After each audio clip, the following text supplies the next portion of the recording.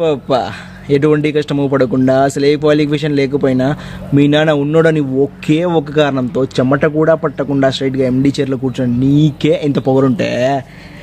అమ్మ నాన్న తిప్పలు పడి స్కూల్ ఫీజు కడితే ఎల్కేజీ నుండి 10th క్లాస్ వరకు కష్టపడి చదివి పాస్ అయ్యి ఇంటర్లో ఈజీగా ఉన్న గ్రూపులన్నీ వదిలేసి ఎంపీసీ చదివితేనే ఇంజనీర్ అవుతామని చెప్పితే కష్టమైన అదే గ్రూప్ సెలెక్ట్ చేసుకుని physics tuition, chemistry tuition, maths tuition రోడ్లు పట్టుకొని తిరిగి ఆ ఫీజు కట్టాలి ఈ ఫీజు కట్టాలి అమ్మ నాన్న హింస పెట్టి బోర్డ్ ఎగ్జామ్ పాస్ అవ్వడానికి ప్లస్లో టీ పోసుకొని రాత్రంతా చదివి అలారం పెట్టుకుని ఉదయం లేచి మళ్ళీ చదివి తీరా పాస్ అయ్యాక ఎంసెట్లో ర్యాంక్ రాక లాంగ్ టర్మ్ కోచింగ్ తీసుకొని అప్పటికీ సరైన ర్యాంక్ రాక అమ్మ నగలు తాకట్టు పెట్టి మేనేజ్మెంట్ కూడా కింద సీటు సంపాదిస్తే తెలుగు మీడియం నుంచి వచ్చిన నాకు ఇంగ్లీష్ అర్థం కాక ఫస్ట్ ఇయర్ నుంచి 4th ఇయర్ దాకా అన్న అరియర్స్ అన్ని ఒకే సంవత్సరంలో క్లియర్ చేసి ఈ సొసైటీలోకి వస్తే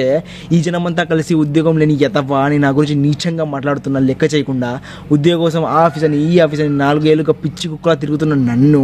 ఎందుకు పనికిరావు తిండి దండగా అని మన తిడుతుంటే ఒక్కో మెతుకు గొంతులో దిగక ముళ్ళులా గుచ్చుకుంటుండే కక్కలేక మింగలేక చేస్తూ బ్రతుకుతున్న నాకు ఎవరో మహానుభావుడు మంచి మనసుతో ఒక అవకాశం ఇస్తే దాన్ని కూడా లాగేసుకోవాలని నీలాంటి బేవర్స్ నా కొడుకుని ఎదిరించి ఈరోజు నీ ముందు నిలబడి మాట్లాడుతున్న ఉద్యోగం లేని గ్రాడ్యుయేట్ నాకెంత పొగరు ఉండాలరా.